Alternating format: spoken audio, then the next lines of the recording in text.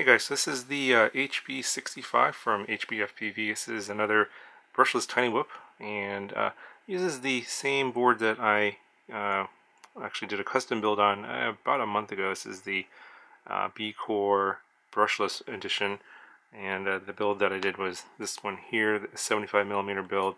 It's the exact same board, but I didn't use the plugs because I didn't have any motors with the plugs, but this one comes with motors. Obviously it's pre-built with the plugs. You can see the plugs are soldered on. It's the same board, and they're using a FlySky receiver in this version, although I believe Spectrum and FreeSky is also available. Just in case you're wondering, the board, I think it uses 5 amp 1S ESCs, bursting up to 6 amps, and it does come with the Betaflight OST and the Omnibus F3 target. The motors that are on here are kind of interesting. So these are using the 0603 16,000 kV size and some 31mm propellers. These are just like, I think, some standard 4-bladed Yishin type props. And at first I thought this had some sort of an issue with the motors or the flight controller perhaps, because they didn't have any power using the included battery, which was this one here, 260 milliamp hour high volts. And it turns out that the reason this was having issues was because this battery is no good. But once I switched over to this battery here, this is the GMB 260, same size I believe, and it's also high volt, flew totally fine. The motors, these 0603 motors, are similar in power to the Bull Clash build. Actually, it's not. Actually, this wasn't build. Sorry, I forgot. This also uses the 0603 motor size at 16,000 kV.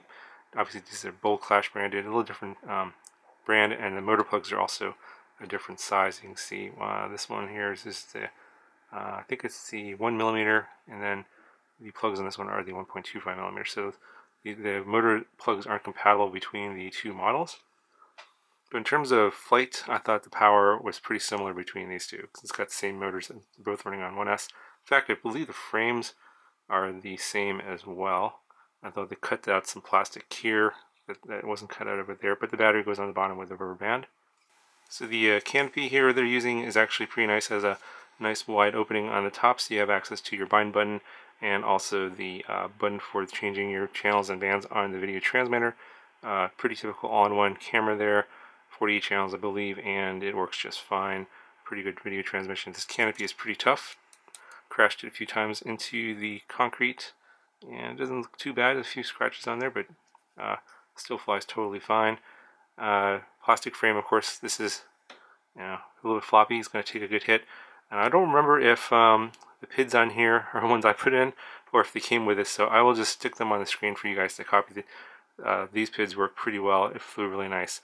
And with this battery, you're going to get some good performance in acro mode. I would definitely recommend getting this battery and just throwing the one that it came with in the trash. That was no good. So with the one that it came with, I was, I think, at 75–80% throttle just to get it to take off the ground. It was pretty much unflyable.